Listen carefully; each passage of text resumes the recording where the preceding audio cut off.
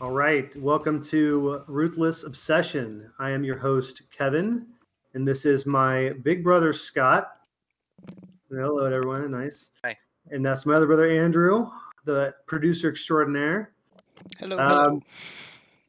Basically, a show where we give you all the sports arguments that the world needs to hear. We'll try to keep it civil until someone disagrees with me. Let's just get right into it. Big football game over the weekend. My Cleveland Browns won their first playoff game since 1995. 1994. Thank you. I should probably know that. Against the Pittsburgh Steelers. And I watched the game. I loved the game. I hated the game. I was a nervous wreck the whole time. And let's get into it. What'd you think of the game, Scott? Thought it was a fantastic game. Matter of fact, the entire time I was just thinking about what you were thinking the entire time. The whole time. I actually was doing play-by-play with my wife on what you were thinking at every single moment. Oh nope, Kevin's real nervous now. It's up 28-0, but you know what? Kevin's just panicking. He's probably not moving from his chair the entire time. Hasn't made a sound, hasn't made a peep because you are the most superstitious person that I think I've ever met in my entire life. That's not true. It's definitely I am superstitious, and I only recently came around to acknowledging that. But I've worn the same shirt every Sunday for the last 6 months or so, because they've done well. 11 wins. That's more wins than I've ever seen in my fanhood ever since I started following the team in 2004 maybe. I'm a little superstitious, but you would be too if you were the fan of a failing sports franchise. Which I am. Yeah, right. Being a Cincinnati Bengals fan, I can totally relate. Matter of fact, now unfortunately you have one up on me in that you've actually seen your team win a dang playoff game. My question to you though is at what point in that game were you like, okay, it's finally okay for this to be real? Like you actually accepted that your team was going to win and you weren't nervous anymore? Because it probably wasn't until the very end. The Taki interception with 3 minutes to go. I mean, there was a point where we were up 28-0 in the first quarter, or like early in the second quarter. And even then, I'm like, a lot of time left. I mean, it's the Steelers, and I am conditioned to always think that we will lose that game. So Big Ben was slinging it too. He was definitely slinging it. 501 yards. 501 yards. Okay, can we talk about the 501 yards a little bit? 47 completions. We'll talk about that too. All of Ben's numbers were completely inflated, just like his face. They would dink and dunk. Yeah, I went there. Sorry, I know, coming out hot. They dinked and dunked the whole way down the field. I mean, this is like they're handling him with kid gloves because he's gotten older. Oh, Scotty, hold on a second. There were some deep balls. I can't imagine I don't know how many on the stats right in front of me, but I'm pretty sure that at least 20 or 30% of those passes were beyond 10 yards. Okay? Well, so the longest of the night was a 33-yard reception. 33 yards. The longest. The shortest was 4 yards, though. So. Well, listen. What the Browns' strategy was. I mean, I'm actually surprised they didn't take more deep shots, and they didn't really. And I didn't want to get into all the little intricate pieces of the game, but the Browns let them have the first 5 to 10 yards, and that's what they did because they knew they weren't going to let anything over their head. If they did, they would just score, I don't know, a couple quick easy ones. But that's not to say that the Browns defense is like all-star, because I don't think they're actually that good. They got a lot of missing pieces. I mean, Olivier Vernon's out. Our first, second, and third string corners are all out, or we're all out. So back next week, though. That's a big deal. Big deal. And their head coach, Stefanski. Okay, I am in love with Kevin Stefanski. Like, the guy has got the goods. He set the tone. I mean, him and Baker and Myles Garrett, like, we've got really, really good leadership on that team. Whereas the Steelers, let me ask you, Scotty, who is the leader of the Steelers? Players? It doesn't matter. Anything. Who's the leader? I mean, Tomlin's is the leader, I suppose, but okay. In the locker room, who's the leading voice of the Steelers? Maybe TJ Watt. maybe, but even then, like, I don't know how much of an influence he has over the entire locker room. That's the problem with the Steelers, is that they're a leaderless bunch, Like Ben, who should be the leader for sure, doesn't want to have anything to do with it. He just wants to go out there, he'll be buddies with Pouncey, and he'll just throw the ball around, but that's it. He does not want to have anything to do with anyone else in that locker room, and it shows. He hasn't wanted to. There was a couple of years ago, I think it was when they drafted Mason Rudolph. It might have been even before that. They drafted one other guy that didn't amount to anything. It might have been Dobbs, who's actually still on the team. Yeah. It doesn't matter. The point is that they drafted a young guy, and of course, all in Pittsburgh, everybody's like, "Oh, what do you think of the whatever?" And he had no interest in helping him along and working with him. I don't know. I mean, I don't know Big Ben. We don't know Big Ben. I'm not going to judge his character at all, but from what we've seen, he doesn't really seem like all that interested in the future of the team, and that's probably so unfair because he's an athlete. He's played team sports his whole entire life. I'm sure he's not totally ambivalent, but yeah, I mean, I don't know. I mean, you look around and even back when Antonio Brown was at the Steelers, I mean, the whole place was a madhouse. I mean, yeah, Tomlin was just trying to keep things together. You had coaches not showing up to meetings and all kinds of stuff. So I'm very, very happy. Coach was getting arrested too. Which one? Didn't he have wasn't there the ex-player who got arrested in Southside or something like that? What is his name? He was the linebackers coach, right? Yeah, he's Joey the guy Porter. that yeah, Joey Porter. That's right. There you go. Yeah, Joey Porter. Yeah. Crazy. Scoundrel he was. Scoundrel. He tripped the Bengals guy on the sideline on a kickoff. Remember that? How he and then denied it after the fact? You got a lot of nerve calling someone a scoundrel, having Burfict on your team for so long. Kind of true. He got such a bad rap. Kind of true. Such a bad rap.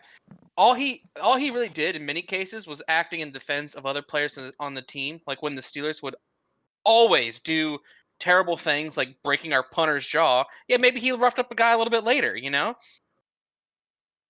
No, I don't know. I think he still has a record for the most personal foul penalties in the NFL, at least in the last 10 years. Look, the dude is crazy. He grew up and he got brought in an old school system, and they changed the rules at the very beginning of his career. He became a pro as soon as all the CTE and concussion stuff all came out, but he's been taught and trained his entire life. You got to knock the guy out. That's what you're supposed to do. All those guys, Brian Dawkins, all those people that are in the Hall of Fame right now that played back then played just as hard and just as physical as Vontaze Burfict. But Vontaze Burfict is known as this thug and this bad guy because he grew up in a system and the game changed right overnight. That's it. That's the bottom line. That's the bottom line, huh? That's the bottom line. Yeah. And he caught a bad break. I feel bad for Vontaze. Yeah. I do. Yeah, I do. He was a good linebacker.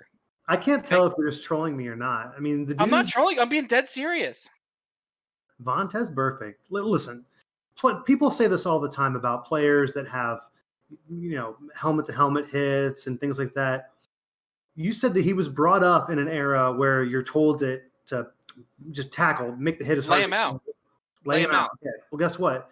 Nowadays, and for a long time now, over a decade, they've been training and teaching guys to not lead with your head, and he was not able to do that. So I don't even know why we're talking about. I'm sorry. I'm sorry I brought him up. Because obviously you can't. You got rose-colored glasses when you hear the name Vontaze. The only thing that's in my glasses is the reflection of my computer screen. Okay, there's no rose here. I can see things clearly. He was the Bengals defense from 2011, 2012 to 2019. He was our guy. I don't even know why we're talking about this. Some loser team, some loser player, some loser franchise. We should be talking about the Browns. Okay, yeah, let's talk more about the Browns. No, yeah, they're back. They're back. They're about to get crushed by Kansas City next week. Doesn't matter. It matters a little. It doesn't matter a ton. I get it. You get to have your week. You beat the Steelers. Roethlisberger got to cry like a little baby next to his little boy Pouncey on the sideline to an empty Heinz Field. Okay, so you got to enjoy that. You did that. Your team did that. I did that. I did do that. You did that. Yeah, that's right. That was all me. You retired Ben Roethlisberger, most likely. Most likely. That dude is expecting a lot of money. Anyway, I want to kind of move to what I know you had something you wanted to talk about too, but the point is that what a great weekend for Browns fans, not Ohio sports fans, because Ohio State just kind of crapped the bed to Alabama. Isn't good. But what a great weekend for Northeast Ohio. I'm so happy. And yes, we probably will get destroyed against Kansas City, but no one expects us to compete with them. I actually think we can score with them. The defense is not going to be. I mean, once you get Tyreek Hill out there and Kelsey, Ward's coming back. Ward's coming back, and the other guy, what's his name? The other guy that's coming back. Yeah, Kevin Johnson. How could I forget Kevin Johnson? I don't know. It was really good pro with the Texans actually for a couple of years. Yeah, that's true. Those two guys, you never know, and I think they could keep up. The Chiefs haven't lit it on fire recently. They've just been okay. They have the ability to turn on whenever, but they'll have to come with their A game. And sometimes that bye week can be a curse. You're out of rhythm a little bit. Your joints starting to stiff up. That's just the way it goes. Ask Tom Brady if that bye week was a curse. Well, Tom Brady, that's a whole different car. Ask Lamar Jackson if that bye week hurts. I think that hurt him last year. I think it did. Nice. All right, what do you want to talk about? Well, I wanted to talk about the college football playoff system and the format. That's what I wanted to talk about. Nice. Because we yet again have Alabama crowned as the national champions, which isn't unexpected. They clearly, we're all Buckeye fans here, and I think we all had the right expectations going into the game, and it was very clear that Alabama was just the better team for sure. But this is my point, and this is why I wanted to get into this whole thing, is that I think that the college football playoff system, as it stands today, has destroyed college football. Absolutely destroyed the essence of college football. Because every single year, we now have the same teams in the playoffs. It's Alabama, it's Clemson, it's, trade your Big 10 or Big 12 champion, and then another SEC team most of the time. And that's it. That's all it is. There's no parity. There's no, it's so limited in who can get in and what your resume needs to look like. That even a team like Cincinnati, who went undefeated all year long, they played the best football they possibly could. They kept moving down in the rankings to SEC teams that would lose. You have a team like Florida who gets their butts kicked, and then they don't move down at all, and Cincinnati takes a step down even though they won their game. I think that is just absolutely messed up and not good for the sport. So just as info, though, there's only been 6 unique teams in the national championship game, and there has only been 11 unique teams in the college football playoffs since its beginning. Since 2014. Yeah. So we're almost 7 years into this now. 11 unique teams in the playoffs, 6 in the championship. Well, that's not all that surprising because coaches get on recruiting runs. I mean, they develop teams in kind of 3 to 4 year bursts. So it's actually not all that surprising, and it's a pretty small sample size. I mean, if you look at the BCS and which teams were in the top 4 every single year, you probably see a lot of. Hold on a second. You probably see a lot of variation over the, 50 years that they were doing that. So it's still a pretty small sample size, even though I do agree with you that it is predetermined that it's going to be Alabama, Ohio State, Clemson, and then throw in a Big 12 team, maybe, like Oklahoma or Georgia, and that's pretty much it. Washington was in there for the first couple years of the playoff, but nobody actually thought what Washington was going to win. Let me read off to you very quickly. Washington's only been in once. One time. Let me read off to you very quickly the BCS championship games, okay, when only 2 teams can go to the championship game. Started in 1998 when the BCS started. Okay, so the very first year it was 10... Hold on a second. Only 98? There's only 14 years of the BCS? Yeah, before they just whoever was the AP ranked number 1 was the national champion. The AP chose. What's the difference? They actually played the number 1 and number 2 team in the BCS format would actually play each other, whereas up until 1998, everyone would just play their bowl game, and the bowls were assigned based on the team and the conference commitments to the bowls. And then whoever the AP number 1 was, well, if they won, they're probably going to stay number 1. They lost, and AP would choose another national champion. So all those national championships in the past were really just chosen by the media, and maybe they had the coaches poll too. That was it. All right, so since the BCS became a thing, listen to the diversity of the teams and maybe the evolution of these teams over the course of, I don't know, 15 years. Okay, so the first game was Tennessee against Florida State. Okay, second year, Florida State, Virginia Tech. I'm gonna keep going. Oklahoma, Florida State, Miami, Nebraska, Ohio State, Miami, LSU, Oklahoma, USC, Oklahoma, Texas, USC, Florida, Ohio State, LSU, Ohio State, Florida, Oklahoma, Alabama, Texas, Auburn, Oregon, Alabama, LSU, Alabama, Notre Dame, and Florida State and Auburn. Okay, so there's definitely is What's wrong with that? There definitely was a little bit of repetition there, but you could see that it actually evolved over the course of 2 or 3 years, where a few other teams were able to sneak in. And this, by the way, was deemed a very flawed system and not good, right? But there still was more parity because there wasn't this national spotlight on teams, 4 through 8. You know what I mean?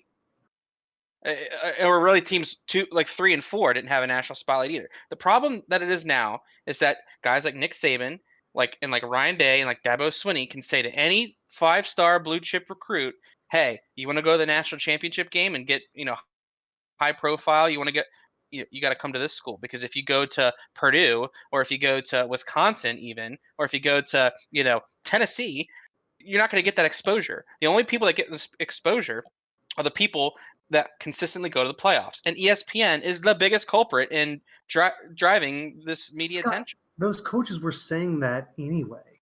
What are they going to say? Well, you should come here, but I don't know if we're going to win or not. But you should still come here, man. We have great food. The problem is that they're reinforced every year by the media, by all the attention that they get. But they win now because it's created this awful self-destroying system where they win. They get all the attention because they get all the attention, and now all the best players go to just those schools, so they will always win. You know what I mean? You don't have a situation like you had in the past or like a new system that should be set up where the conference champions go to the playoff, and that's it. You have like maybe 3 wild card teams. Power 5 conferences go. One of the wild cards go to the best, non-Power 5 conference champion. That way, a team like Wisconsin or a team like Florida or whoever actually has a chance. Hey, you win your conference championship game, you're going to go to the playoff. You're going to get some of that media exposure, so you can sell that to recruits that are coming in. So wait, so how are you suggesting it change? It needs to be at the very least an 8-team playoff, okay? And forget the playoff committee, forget all the subjective whatevers. If you win your conference championship out of the Power 5 conferences, okay, so you have the Pac-12, the Big Ten, the ACC, the SEC, and who am I forgetting? Pac-12, Big Ten, ACC, SEC, and Big 12, Big Ten, ACC, SEC, and the Pac-12. Conference champions out of those automatically guaranteed a spot in the playoffs. Doesn't matter what your record is. Didn't matter how many games you lose. You go, okay? The last 3 spots, one of them will go to the highest ranked non-Power 5 conference champion. So your Conference USAs, your MACs, whatever out of the AP and coaches poll on average, whatever the highest ranked conference champion is, they get a spot too. That's your that's something that they've never gotten before. So like your South Florida's in the past, Cincinnati this year. I get you. All right. And then the last 2 spots, the highest ranked people that didn't win their conference championship, right? So if Alabama loses their game, but they're still ranked number 4, they get one of the last 2 spots. And that's how you do it. Since we're in the spirit of changing things up, I would go even further. Forget the ranks at all. Get rid of those polls. Who cares about those? Well, you have the Power 5, the winners get in. Got it. You win your conference, you're in. Everybody else, tough shit. Like, you're out, okay? You take the other 5 Division I conferences. You got the Sun Belt, the MAC. Who cares about those? Dissolve them, make them into 3, relegate some teams into D2 or whatever. I mean, I don't even know, UTSA or something like that. I don't know. Nobody needs those teams. Make 3, and then the winners of those conferences also go. So you got 8 conferences, 8 playoff spots. The winners go. That's it. I mean, let's keep it as simple as possible. Forget these ranks, because then all it's going to be is a debate whether like, oh, well, the Floridas and the Texas A&Ms and like it's going to be the same crap, and no one's going to be happy with it anyway. So, but just win your conference, and also, and furthermore, you only play division games. No more you can play them if USC wants to play Texas or Oklahoma wants to play Ohio State. You can. It's an exhibition. It doesn't count towards your record. You play your conference games and you win your conference. That's it. But here's the thing. Here's the thing, Kev, is that if you make the conference championships your ticket in, they will schedule whoever they want. Teams will be more apt to schedule non-conference games that are better matchups. If I'm Ohio State, right, and I know that I could schedule Alabama in the first week of the season, and if we get our butts kicked, it has no bearing whatsoever on my ability to get to the national championship, I'm actually more willing to do that. They'll get better ratings, more money for the programs. It's all good, but it won't count. It won't matter. And forget the rankings. If you want to abolish those too, that's totally fine. But having the conference champion as your ticket in will solve all of these problems. Yeah, we agree. We agree. Yeah. Well, good. No, yeah, well, I mean, we agree on that. We agree on that. I was saying that you only play your conference games as that those are the only games that count towards your record or your eligibility for the conference championship, and then therefore the playoff. If it's a money thing, again, they have the ability to do that. Now, if it would just be a pure money grab because it doesn't count, and you get into all the paying the players stuff, and is that fair? And it's an extra game on. So I'm not saying I would be for that, but keep it as simple as possible. As soon as you get all the stuff, you start diluting it, and you start getting people the money and the corruption and all that stuff. And like you were saying before, with good kids only going to good schools, you have a situation where, okay, well, you have the Sun Belt Conference is one of the three, one of the, the Big 8 conferences. Well, if you're a good program there, you could go there and still have a chance to get some national exposure and all the stuff you talked about. Right. I think that would be the best thing. And the biggest objection is like, look at like the number 1 versus number 4 seed game, whatever, like how, Alabama always just crushes whoever they play in the first round anyways. That might be all fine, well and dandy, and maybe that number 1 SEC team will play, Coastal Carolina in that format. But wouldn't you want to watch that game? What if that one year where like the underdog team actually does win? Because it happens. It's definitely happens. That would get good ratings. Like people say, like no one's going to watch, no one's going to watch a 5th seed and 4th seed matchup. I completely disagree. I think people will be more tuned in to the college football playoffs and watch more games with this structure than the current structure. I'm gonna have to check you there. Actually, having worked in media and I've watched ratings, I've looked at all that stuff. I mean, that doesn't necessarily translate. I mean, it's a good idea. It's a good in theory, but we're talking about smaller markets here. If you had a Cincinnati versus an Alabama, it's like, okay, it's fun and exciting for true college football fans that are going to watch no matter who's in the game. But it's pretty much proven that the bigger teams, the bigger names across college and pro sports, those are what draw eyeballs. And with the Yankees in the World Series, the whole country's watching, whether they're not there rooting for or against the Yankees. Case in point, the World Series a couple of years ago, it was the Rangers and the San Francisco Giants. No one watched it. Those are 2 really good teams. They deserve to be there. Nobody cared. No one cared. But here's the thing. Here's the one little difference that I would say that the college football difference. This is a little difference. Yeah, it's not a big difference. because well, what you're saying is true. I would agree. But here the difference is when you expand the playoffs in this way and you create these intriguing matchups, you're turning this into like a little bit like March Madness. And what are the most entertaining weeks and the most watched weeks of March Madness? It's when you have the 1 seed playing the 16, the underdog stories, these tiny little schools. No one's worried about markets. Who I don't even know what market Murray State is even in. Okay, I couldn't tell you, but I'm gonna watch them play Davidson because it's the 5 and the 2 seed, and I got some money on it. And they'll do the same exact thing with college football too. Guaranteed. Murray State's never been a 5 seed. You would not watch it. You made all of that up. You're a fraud. No, I'm not a fraud. I would watch it. You would too. You would definitely make the bracket, though. You would make the bracket, though. nobody would even tune into that game until the last 2 minutes where they see, oh, Duke's losing to, San Francisco Tech. Like, nobody would watch that until the very end. And that's not, it's about commercials, it's about sponsorships, it's about all that stuff. And not to mention the NCAA gets almost all that money up front anyway, aside from like the commercial money, but we're kind of getting away from what we're talking about. We're on the same page, okay? The college football playoff, I'm actually kind of pessimistic that I don't think there will ever be a system that everybody likes. I mean, everyone hated the BCS. Like, I remember a time, I'm sure you do too, Andrew, maybe not so much you. It was like public enemy number one. The BCS.